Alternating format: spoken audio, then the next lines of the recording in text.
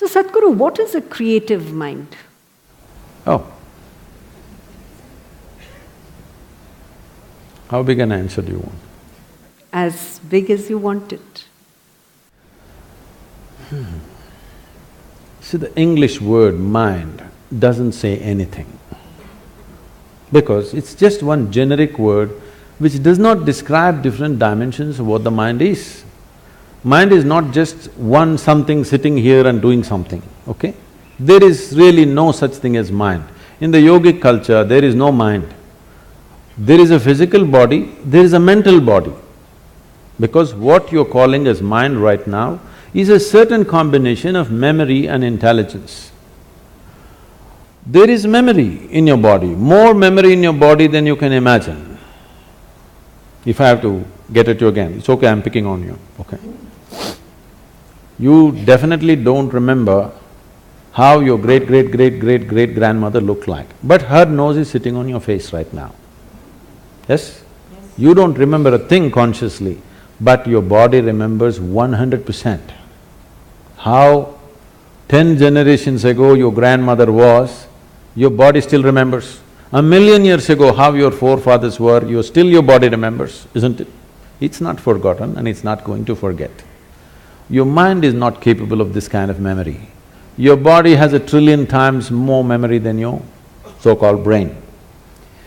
This whole shift towards the brain and intellectual process is a European malice. They gave too much significance to thought. This has happened because they lived under a subjugated society, religiously subjugated society, where you're not supposed to think anything except what's written in some book, otherwise you're dead. They lived like this for a long time. Because of this, when they got little freedom to think and manage to live, they started celebrating their thought too much. Let's understand the context of thought. You can only think from the data that you already have gathered. That means you can never think anything new. You can recycle it, you can rehash it, you can produce permutations and combinations of it, but you cannot think something absolutely new. It is not in the nature of the thought to come up with something new. It can only recycle the past. That means if you dedicate yourself to your thought process, if you enshrine your thought process, you're ensuring nothing new ever happens in your life. So thought need not be celebrated like this. That's why in this culture, thought has never been given so much significance. What you think is your psychological drama. We don't think much about that because it's your drama is important for you, somebody else's drama, it's important for them. Everybody thinks their drama is the most important drama in the universe. This is everybody's experience because they're so identified with their own psychological drama.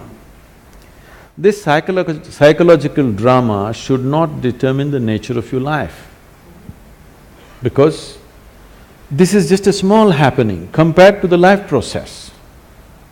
Life is a much deeper intelligence than intellect. We can look at… the yogic system looks at the mind as 16 parts. Those 16 parts are further broken and they're taken up to 84,000 parts. But now if I talk about 84,000, already there's a segment which says no, so I will make it 4. I'm taking away 80, okay? I'm being fair to you. Only 4. 4 fundamental parts. One is the intellect, which we have in modern world, in today's world, we are unnecessarily giving too much significance to intellect and we will pay an enormous price for this. You will come to a place where you'll know everything, but you'll know nothing of life significance, really. Today you will see this happening to children. For the first time, this generation you see, 10, 11-year-old or 12-year-old children, they look bored. When you were 10, 11, you did not know what is boredom, it was not possible. It was too exciting to be alive and looking around. You will see 10, 12-year-old children all looking bored because they've seen the cosmos through their phone screen. They know it all. And especially in the Western countries, you will see this happening at 8, 10. They're really bored, you will see in the school buses, they're all sitting on… bored.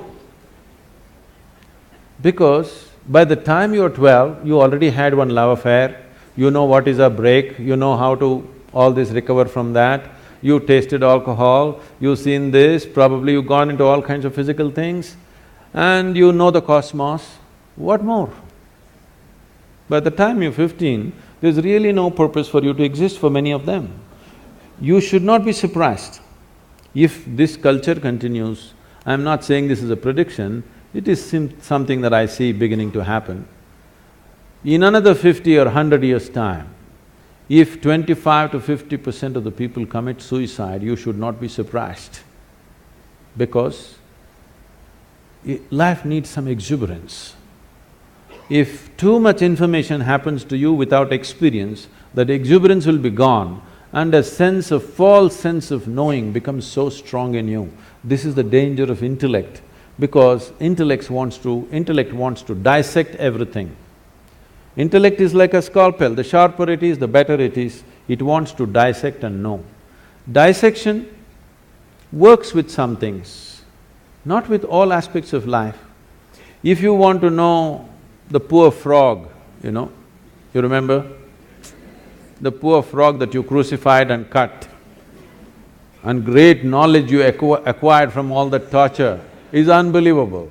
How much knowledge you know.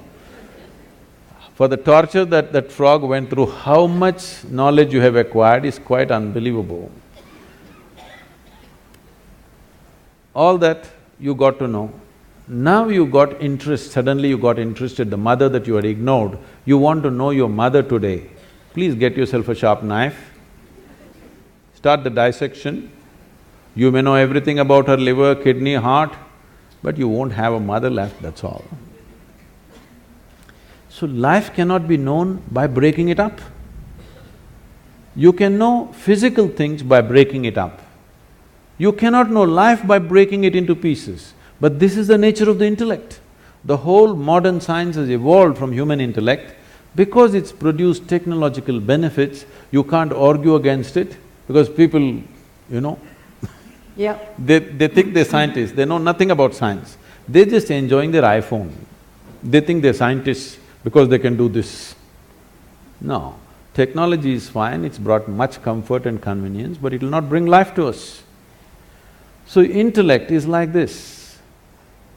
Intellect will be useful only depending upon what it is identified with and what is held, what holds this, how steadily. So the next dimension of the mind, the first one is called as buddhi, which is the intellect, the second one is called as ahankara. Ahankara does not mean ego, this, that, it means the identity. Whatever you identified with, your intellect functions only around that. Simple, if you just identify with a nation, if you say, I'm an Indian, everything Indian looks beautiful. If you cross the border and you say you're something else, all that looks beautiful. So whatever you identified with, it's only with that the intellect functions. So ahankara is the identity. How consciously and how steadily your ahankara has been created will determine the effectiveness of your intellect. Just because it's sharp, it does not mean it'll be effective, because sharp intellect or a sharp knife can cause any amount of damage to you. If you have a sharp knife and you don't have a steady hand, you will cut yourself all over the place. That's all that's happening. Human suffering is just this. You don't know how to hold this intellect in your hand properly. Every day you're cutting yourself. All suffering is on self-help because your own mind causing this to you all the time. No matter what happens, people suffer, whichever way they suffer, because they don't know how to hold this intellect. If you had the mind of an earthworm, you would be quite peaceful. Yes? You're trying to do it in so many ways to reduce the sharpness of the intellect by drink, by drug, by overeating, by doing all kinds of things somehow to take away the sharpness because the damn thing hurts. It hurts not because that's its nature, it hurts because you do not know how to hold it. The next dimension of the mind is called as manas, which is a huge volume of memory. It is not here or there, entire body carries memory. So, manomaya kosha, this is called a huge sack of memory. This memory is in various stacks, we'll not go into all these details considering some people have said a clear no. They don't want to have a mind, I'm sorry, they don't want to know anything about the mind. So the fourth dimension of the mind is called as chitta. Chitta means it's pure intelligence. It is unsullied by memory. It has no trace of any kind of memory, it's just pure intelligence. If you touch this, then you have access to what you're referring to as the source of creation, because all kinds of things might have been fed to you. God is this, God is love, God is compassion, God is kind, whatever. Somebody come, stand on the edge of this stage, say all the prayer you want to say and fall. Let me see whether compassion happens to you or a cracked bone happens to you. I would like to check, all right? All these things have been made up because whatever somebody is deprived of, they will attribute that quality to their idea of God. Your ideas of God have come only because you do not know how this whole creation happened. Because you don't have an answer, you made it up. Because you're a human being, you said a big human being is sitting up there. Oh, how can you do all this? If somebody asks, he has 10 hands, so he does lot of things, not like you. Whatever, it's all right for children.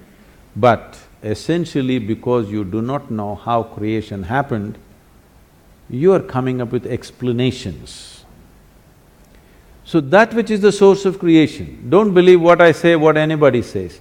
Pay attention to one piece of creation. Just take a flower, pay attention to this, pay an attention to a leaf or an atom or an ant. All you will see is phenomenal intelligence beyond anything you can imagine, yes? But nobody told you God is intelligence. But this culture has said this to you in many ways. They told you Chidakasha, Chidambara and so many things to tell you if you touch your chit, the whole existence becomes yours. Everything that's worth knowing is right here because you have access to the source of creation. So these are the four dimensions of your mind. Unfortunately, the modern education thinks by just feeding information and keeping the intellect reasonably sharp, everything is going to happen. No. You will rip this planet apart looking for well-being. You may lose the planet, or you may manage to go to another planet and start your work again there. But well-being will not happen. If well-being has to happen, you have to dig a little deeper into this one, otherwise, no.